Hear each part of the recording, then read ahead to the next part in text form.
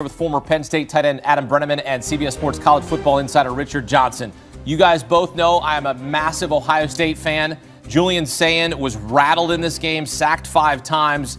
But my goodness, Adam, Fernando Mendoza, 2:30 to play in this game. 3rd and 6 to Charlie Becker. You want to talk about a big-time play? That was the Heisman moment right there for Fernando Mendoza. Yeah, for Mendoza, it wasn't just a Heisman moment. It's a program-defining moment. Yep. Think about how big this is for Indiana. Year 2 for Kirk Cignetti. It's really remarkable. One of the best coaching jobs we have seen in the history of college football. And Cignetti has gotten Fernando Mendoza to play as well as any quarterback in college football.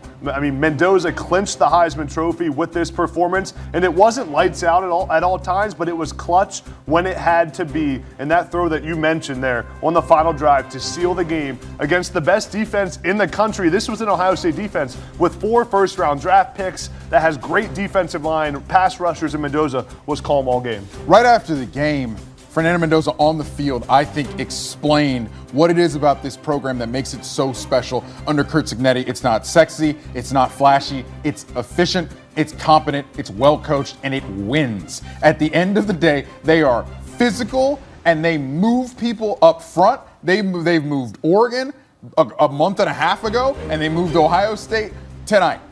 Indiana is just so impressive under Kirk Cignetti, what they have built. There's no smoke and mirrors here. There's no razzle-dazzle. It's just meat and potatoes, blue-collar football, and it just won the Big Ten. Are you okay, Hakeem? Are you feeling okay after that, No, after that loss? I'm not. I mean, and look, check in on you. I said this all week long. Ohio State hadn't seen a quarterback back like this all season long. This is a different quarterback. And you saw, like, first play of the game, right? They knock him out for a play. They knock Fernando Mendoza out of the game for one play. He comes back.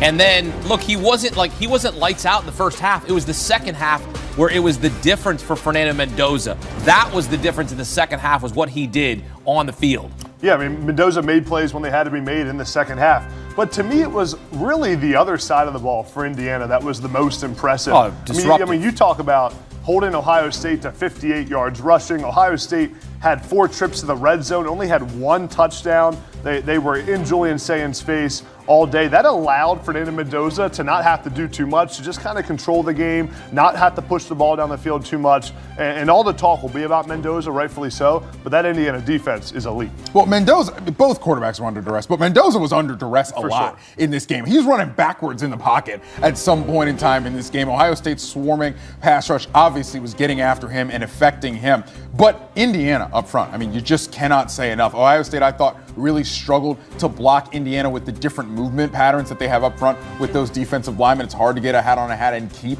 a hat on a hat for an entire play. And they were getting after Julian Sayin, speeding him up a little bit and just being better at the point of attack. All right, so Ohio State late in the third quarter, 4th and 1. We think Julian Sayin picks up the first down. Thought he got a couple of yards. They review it. He was short, turnover on downs. Could have kicked a field goal there, tied the game. Then 4th and 1 in the fourth quarter, 27 yards out. It's a chip shot for Jaden Fielding, and he just shanked it. I mean, sometimes you need in these big games, you need a little bit of luck. And Indiana dominated on the defensive line. I get it. They sacked Julian Sayin, but for that field goal to get missed from 27 yards, and I know Redick missed a field goal earlier in the game as well, but that moment right there, that was massive, missing that field goal, because now you're putting all the pressure back on your defense to shut it down. Yeah, it was Ohio State's chance to tie the game. I mean, I can't believe he missed that field goal. Either can I. But to be honest, I think that's a mistake by Ryan Day. Let's think about the situation. It's 4th down and 1. Okay, you're in the red zone. You have Julian Sayin at quarterback. You have a run game that has been good all season, been struggling in this game. You also have the best receivers in the country outside, and you get a chance there to go try to win the game against Indiana in the conference championship game. I think deciding to kick the field goal on 4th and 1 is a weak call. I think analytics probably tell you to go for it there and try to win the game, try to go up by a touchdown right there, especially with the playmakers that you have. I think Ryan Day mismanaged that and put his team in a bad position. Do you think, though, he had like a little bit of PTSD there because they went because of the previous one, right? We went for it on 4th and 1. We got stopped, so let's kick the field goal because we need 3 to potentially send this to overtime. Yeah, but then and I guess maybe that if we miss, they got 90 yards to drive or what have you.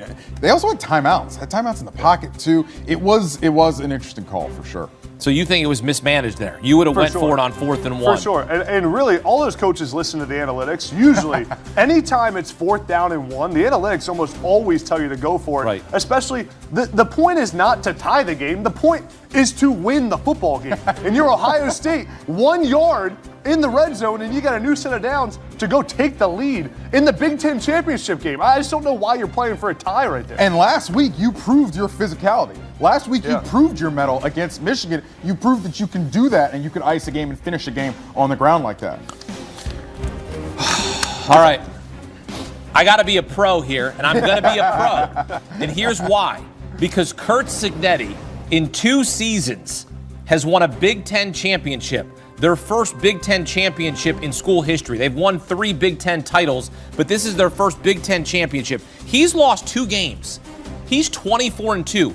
They lost last season to Ohio State, then they lost to Notre Dame in the first round of the college football playoff. This team is better than the one from 1 year ago. Yes. And this team is nasty because this was 1 versus 2 in terms of defense. Yeah. Ohio State gets all the credit for defense, less than 7 points per game, right? Or 8 points per game. This defense for IU is nasty. And consider that Omar Cooper Jr. was banged up in this game. Their defense from both defensive line and their secondary, they hassled. They were harassing Jeremiah Smith, Carnell Tate.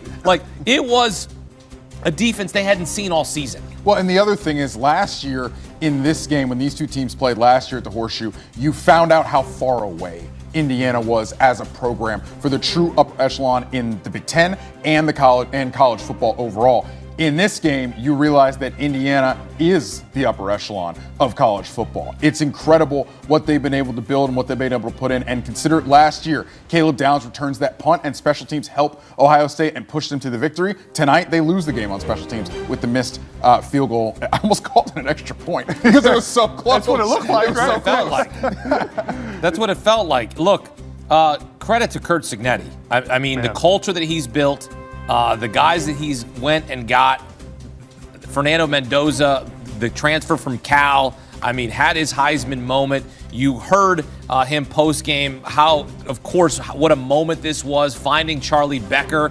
Now you look at Indiana in a different light when they take down the number 1 team in the nation, the defending national champs.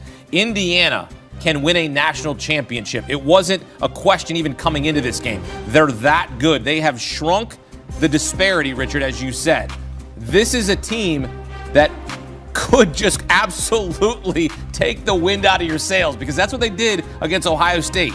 Think about how crazy of a comment that would have been 2 years ago. Right. Indiana can win a national championship. The number 1 thing Curt Cignetti has done is he's given that entire community and now his players confidence at all times. Those guys play confident. The way Fernando Mendoza plays. How about the receiver, Charlie Becker? Had 130 yards in this game receiving. The defensive line and how they fly around. Curt Cignetti has given that program belief, confidence, completely changed the trajectory of Indiana football forever. It is absolutely remarkable, Richard. Right, the second losing of the second most losses in FBS history. Yeah.